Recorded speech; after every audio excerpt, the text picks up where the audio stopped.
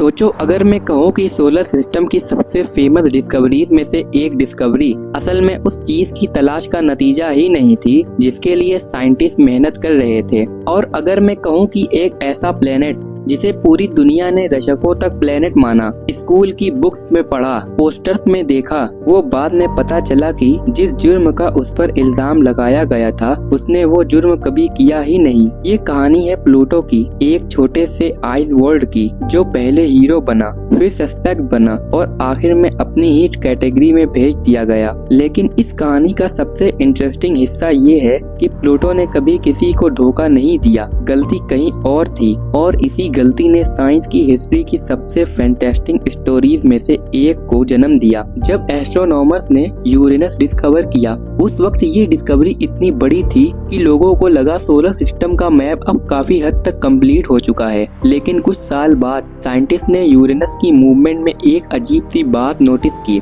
Planet अपने orbit में move तो कर रहा था लेकिन बिल्कुल वैसे नहीं जैसे कैलकुलेशन कह रही थी। डिफरेंस बहुत छोटा था, लेकिन साइंस में कभी कभी सबसे बड़े राज सबसे छोटी मिस्टेक के पीछे छुपे होते हैं। साइंटिस्ट ने दोबारा कैलकुलेशन की, फिर दोबारा, लेकिन रिजल्ट वही रहा। यूरेनस किसी इनविजिबल फोर्स से अफेक्ट हो रहा था। अब सवाल ये था, ये फोर्स आ कहां से रही है? क्या न्यूटन का लॉ ऑफ ग्रेविटी गलत है या फिर यूरेनस के आगे कोई और अननोन वर्ल्ड मौजूद है? कई सालों की रिसर्च के बाद जवाब मिल गया और जवाब था नेपच्यून, एक नया प्लेनेट, एक ऐसा प्लेनेट जिसे टेलीस्कोप से पहले मैथ ने डिस्कवर किया। ये साइंस की बहुत बड़ी जीत थी, लेकिन इसी जीत ने एक नई प्रॉब्लम पैदा कर दी, क्योंकि नेपच्यून मिलने के बाद भी कहानी खत्म नहीं हुई। यूरेनस की मूवमेंट में अब भी कुछ अजीब था। अब पहले से भी ज्यादा क्यूरियोसिटी पैदा हो गई। अगर नेपच्यून जिम्मेदार है तो फिर डिस्टर्बेंस अब तक क्यों नजर आ रही है? और अगर नेपच्यून जिम्मेदार नहीं तो फिर कौन है? इसी सवाल ने जन्म दिया एक मिस्ट्री को, प्लेनेट एक्स, एक ऐसा प्लेनेट जो किसी ने देखा नहीं था लेकिन बहुत से साइंटिस्ट को ये यकीन था कि वो मौजूद है और शायद नेपच्यून से भी बड़ा है। उस वक्त प्लेनेट एक्स साइंस का सबसे वांटेड टारगेट बन चुका था। अमेरिका के एस्ट्रोनॉमर पर्सिवल लोवेल ने तो इसकी तलाश के लिए पूरी ऑब्जर्वेटरी तक बना दी। उनका सपना था कि दुनिया से जाने से पहले वो प्लेनेट एक्स को ढूंढ निकाले, लेकिन किस्मत को कुछ और मंजूर था। वो अपना मिशन पूरा किए बिना ही दुनिया से चले गए और प्लेनेट एक्स एक मिस्ट्री ही बना रहा। फिर एंट्री हुई एक जवान लड़के की, क्लाइड टॉम्बा। ना कोई फेमस साइंटिस्ट, ना कोई सेलिब्रिटी, बस एक यंग एस्ट्रोनॉमर जिसके कंधों पर एक इम्पॉसिबल मिशन रख दिया गया। उसका काम सिंपल लगता था लेकिन असल में बहुत एक्सॉस्टिंग था। वो आसमान के एक ही हिस्से की फोटोज लेता, फिर दिनों तक उन फोटोज को कंपेयर करता, एक एक डॉट को देखता, एक एक चमकते पॉइंट्स को चेक करता। और फिर 18 फरवरी 1930 को उसने कुछ देखा, बहुत छोटा, बहुत दूर, लेकिन मूव कर रहा था। एक डॉट जो स्टार की तरह फिक्स नहीं था। उस वक्त किसी को अंदाजा नहीं था ये छोटा सा पॉइंट साइंस की हिस्ट्री बदलने वाला है। फर्दर ऑब्जर्वेशन के बाद अनाउंसमेंट हुई, एक नई दुनिया मिल चुकी थी। नाम रखा गया प्लूटो और दुनिया ने समझ लिया प्लेनेट एक्स मिल गया, केस क्लोज। लेकिन असल ट्विस्ट तो अब शुरू होने वाला था। दोस्तों, प्लूटो डिस्कवर तो हो गया लेकिन एक प्रॉब्लम थी। उस वक्त टेलीस्कोप इतने पावरफुल नहीं थे कि उसका साइज एक्यूरेटली मेजर कर सकें। इसलिए साइंटिस्ट ने अस्यूम कर लिया कि प्लूटो काफी मैसिव होगा। आखिर अगर वो यूरेनस और नेपच्यून को डिस्टर्ब कर रहा है तो उसका बड़ा होना जरूरी था। लेकिन जैसे जैसे टेक्नोलॉजी इम्प्रूव होती गई प्लूटो छोटा होता गया। नहीं, प्लूटो फिजिकली छोटा नहीं हो रहा था, हमारी अंडरस्टैंडिंग बदल रही थी। हर नई कैलकुलेशन के साथ उसका एस्टिमेटेड मास कम होता जा रहा था। और फिर 1978 में सब कुछ बदल गया जब प्लूटो का मून शेरॉन डिस्कवर हुआ।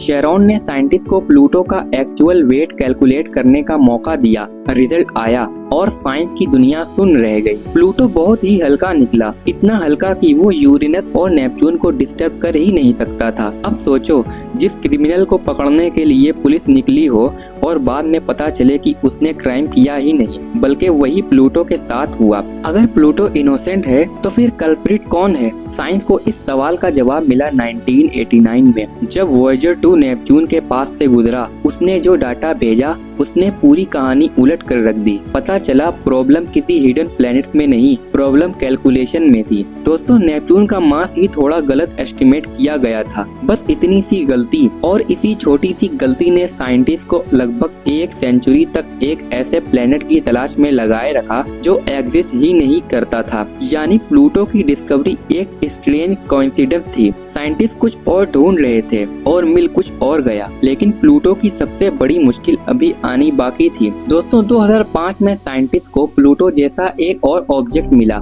एरिस, और ये प्लूटो से भी ज्यादा मैसिव था। अब कंफ्यूजन बढ़ गई। अगर प्लूटो प्लेनेट है तो एरिस भी प्लेनेट होना चाहिए, और अगर एरिस प्लेनेट है तो कल और ऑब्जेक्ट्स मिलेंगे, उनको भी प्लेनेट बनाना पड़ेगा। आखिर लाइन कहाँ तक खींचोगे? इसी प्रॉब्लम को सॉल्व करने के लिए 2006 में प्लेनेट की डेफिनेशन बदल दी गई और प्लूटो उस डेफिनेशन के एक इम्पोर्टेंट टेस्ट में फेल हो गया। उसने अपने ऑर्बिट पर डोमिनेंस एस्टेब्लिश नहीं की थी। उसके आसपास अब भी काउंटलेस आइस बॉडीज मौजूद थी। एक ही रूल ने नहीं, बल्कि एक ही डेफिनेशन ने, और प्लूटो प्लेनेट से डॉट प्लेनेट बन गया। लेकिन कहानी का सबसे खूबसूरत पार्ट अब शुरू होता है, क्योंकि जब लोग प्लूटो को भूलने लगे तब नासा उसकी तरफ एक स्पेसक्राफ्ट भेज चुका था, न्यू होराइजन। 9 साल के सफर के बाद जब उसने प्लूटो की क्लोजअप इमेज भेजी तो साइंटिस्ट हैरान रह गए। जिसे सब बोरिंग आइस बॉल समझ रहे थे, वो एक लिविंग जियोलॉजिकल वर्ल्ड निकला। Colourful surface, blue atmosphere,